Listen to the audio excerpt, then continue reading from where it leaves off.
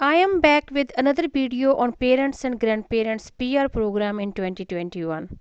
In today's video, I will answer all the questions asked through my email, in comment section, Instagram and Facebook. If you are interested, stay tuned. Hello everyone, welcome to Canadian Charisma. Hope you all doing great and staying safe.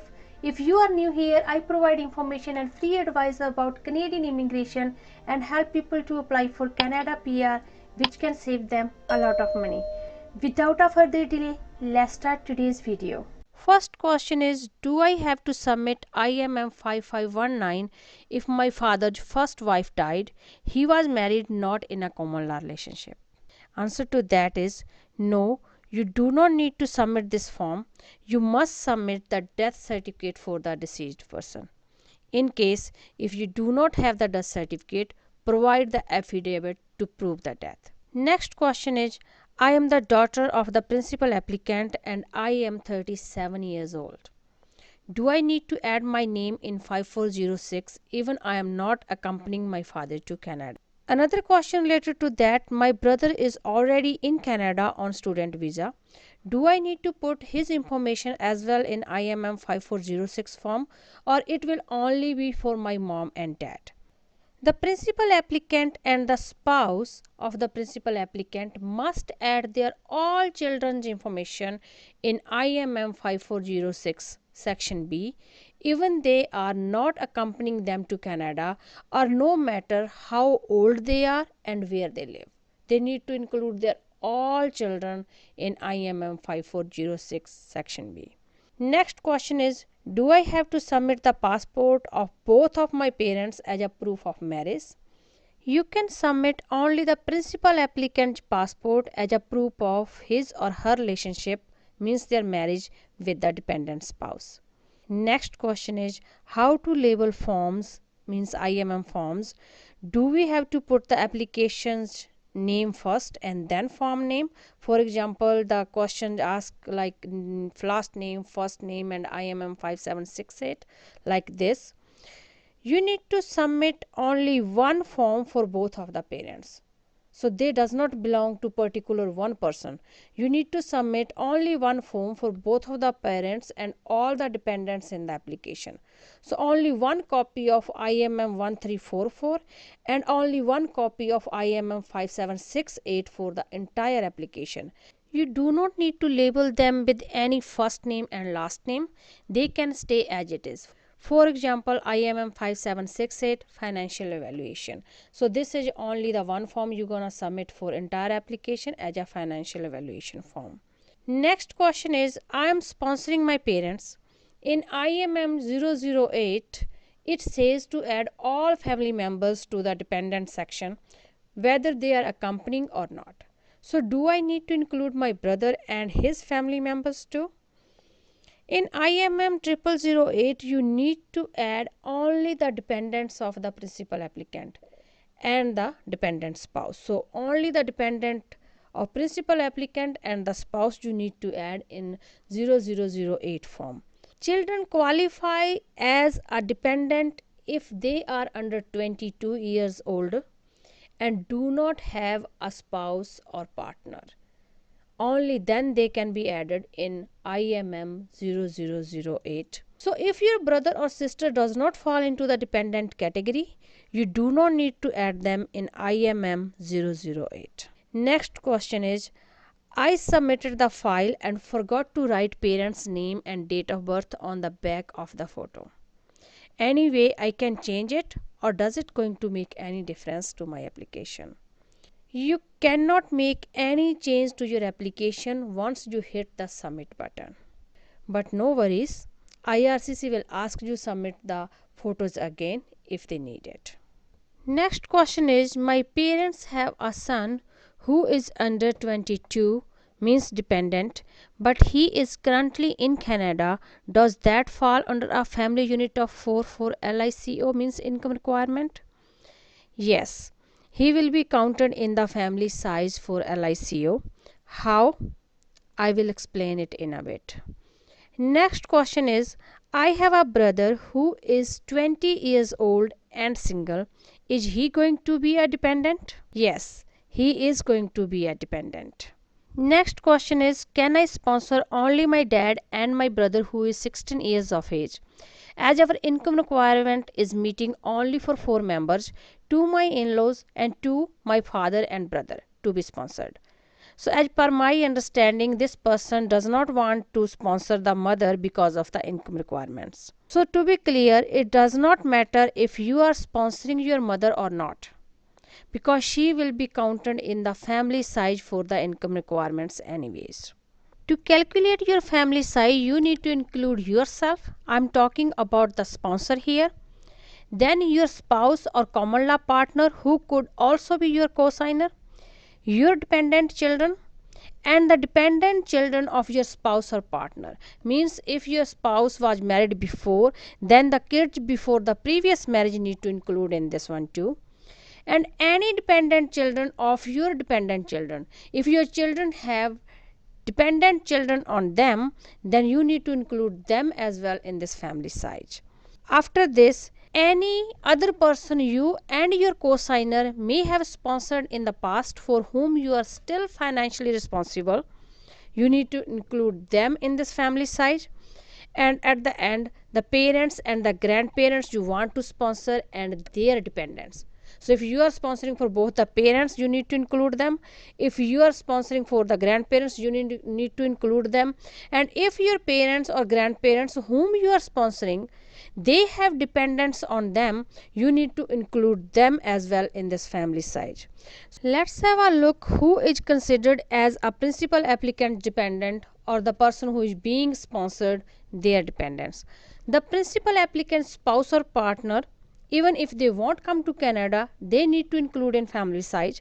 The principal applicant's separated spouse, even if they won't come to Canada, they need to include in that family size. This means if your parent got a divorce in past, then you need to include both the spouses, the separated one and the current one. After that, the principal applicant's dependent children, even if they won't come to Canada, they need to include in this family size.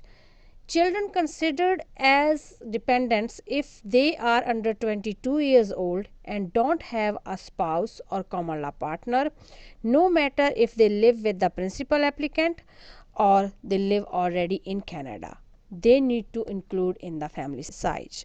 So that's how you will count the family size for income requirement.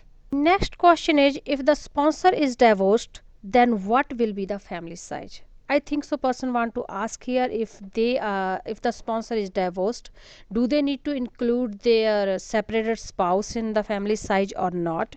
The sponsor does not need to include their separated spouse in the family size. So family size for them is you, means the sponsor, your current spouse or partner and dependent children, the principal applicant, their spouse or partner and their dependent children. So that will be the family size for this person.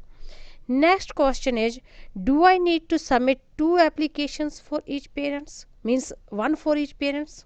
You do not need to submit 2 separate application. You need to submit only one application for both the parents and any other dependents if they have one. For all of them, you will submit only one application. One of the parent will be the principal applicant and all other will act as dependent. Next question is, how to upload online the photos with the backside studio details? Or please advise me for uploading my photos and my wife's photo, whether for separate photos having front and back with name, date of birth, studio name are to be uploaded.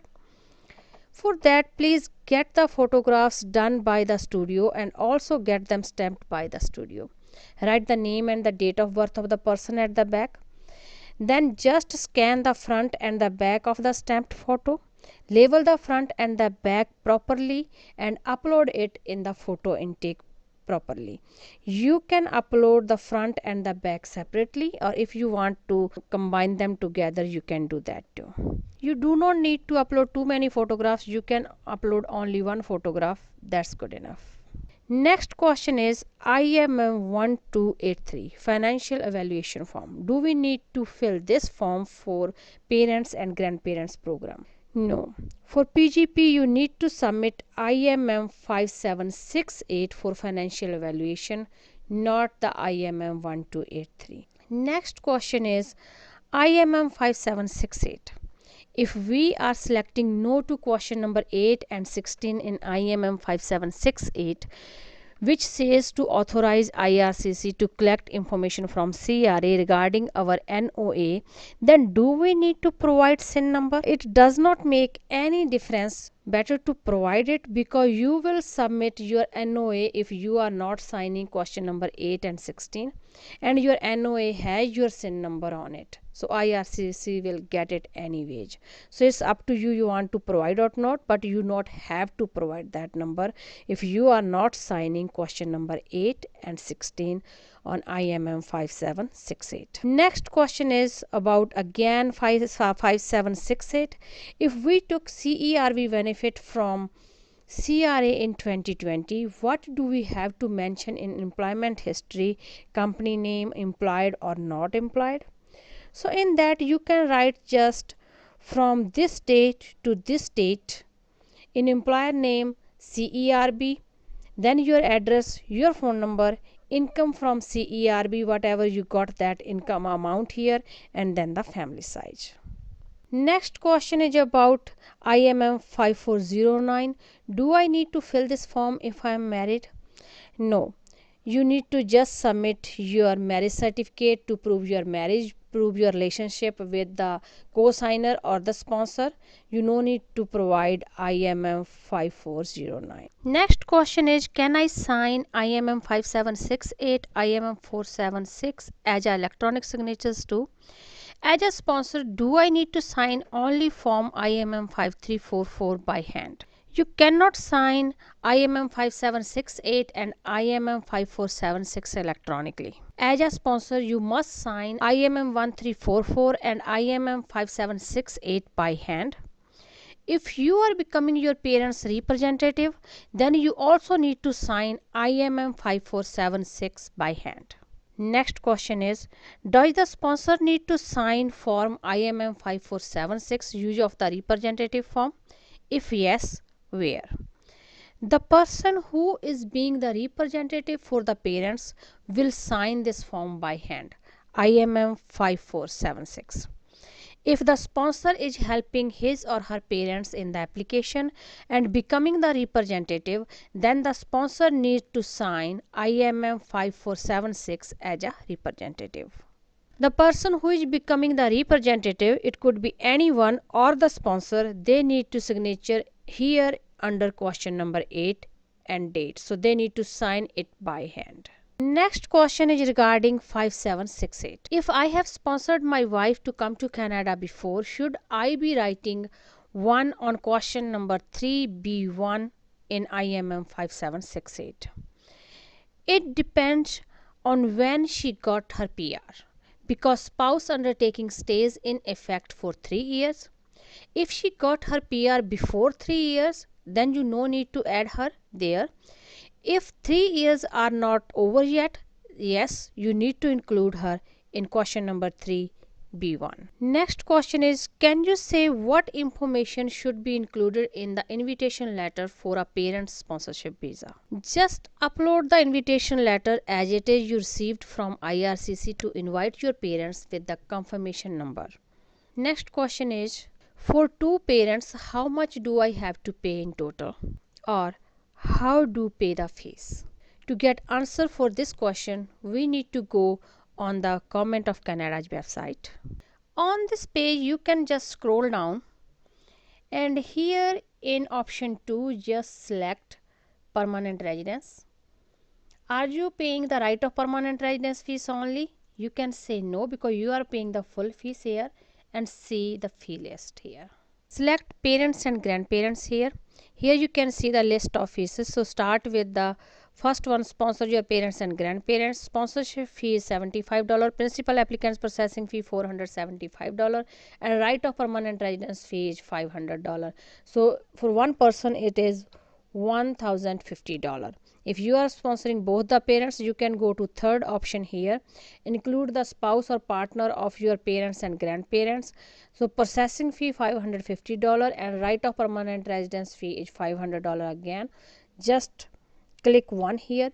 You can pay this right of permanent residence fee for both the person later on, but IRCC advised to pay it together to avoid the delays, and I will suggest the same, that you should pay all the fees together. So for both the parents it is $2,100.